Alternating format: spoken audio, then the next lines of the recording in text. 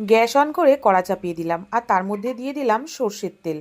3টে আলু আমি এরকম ডুমো ডুমো বড় বড় করে কেটে রেখেছিলাম, সেটা দিয়ে দিলাম নুন আর দিয়ে দিলাম হলুদ গুঁড়ো। নুন আর হলুদ গুঁড়ো দিয়ে আলুগুলোকে আমি খুব ভালো করে লাল লাল করে ফ্রাই করে নিলাম। সবাই কেমন আছো বন্ধুরা? আশা করি সবাই খুব ভালো আছো। আজ তোমাদেরকে দেখাবো চিকেনের দারুণ একটা রেসিপি। শীতকালে দেখবে যত বেশি স্পাইসি রান্না হবে তত বেশি ভালো লাগে খেতে, আর গরমকালে যত হালকা পাতলা রান্না হবে তত বেশি ভালো লাগে। দুটো ছোট মাঝারি সাইজের পেঁয়াজ, দুটো কাঁচা লঙ্কা, সামান্য একটু আদার টুকরো আর ওই 5 থেকে 6 টুকরো মতো রসুনের কোয়া আমি একটা পেস্ট বানিয়ে নিয়েছিলাম। দিয়ে দিলাম এর মধ্যে কেটে রাখা টমেটো আর নুন। দিয়ে দিলাম হলুদ গুঁড়ো আর দিয়ে দিলাম সামান্য একটু ধনিয়া গুঁড়ো। এই সব কিছু দিয়ে মশলাটা আমি খুব ভালো করে কষে নেব। চিকেনের এই রেসিপিটা তোমরা বাড়িতে বানিয়ে দেখো, দারুণ এই রেসিপিটা, আর টেস্ট দারুণ। খুব অল্প তেল মশলা দিয়েই এই চিকেনের রেসিপিটা বানানো যায়।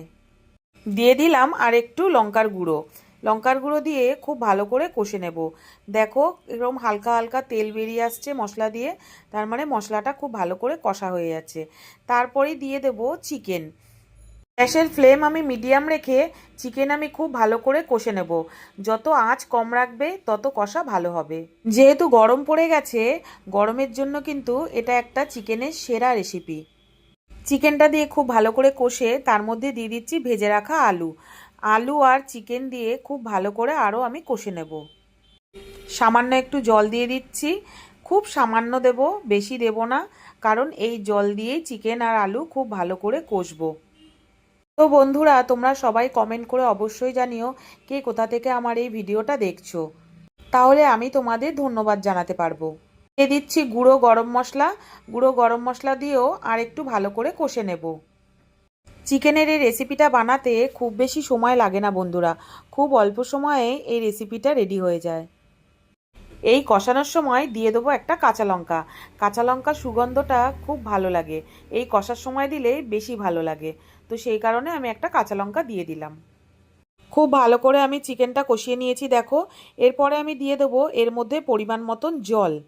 আমার চ্যানেলে যারা নতুন আছো বন্ধুরা, চ্যানেলটাকে একটু সাবস্ক্রাইব আর ফলো করে দিও।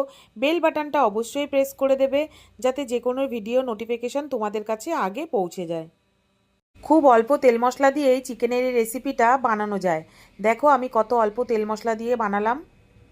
চিকেন রেডি হয়ে গেছে বন্ধুরা, এবার শুধু খাওয়ার পালা। মাকে বললাম আর সহ্য হচ্ছে না, তাড়াতাড়ি ভাত বাড়ো, খেতে বসবো। নতুন কোনো ভিডিওতে আবার তোমাদের সাথে দেখা হচ্ছে বন্ধুরা, ততক্ষণ সবাই ভালো থেকো।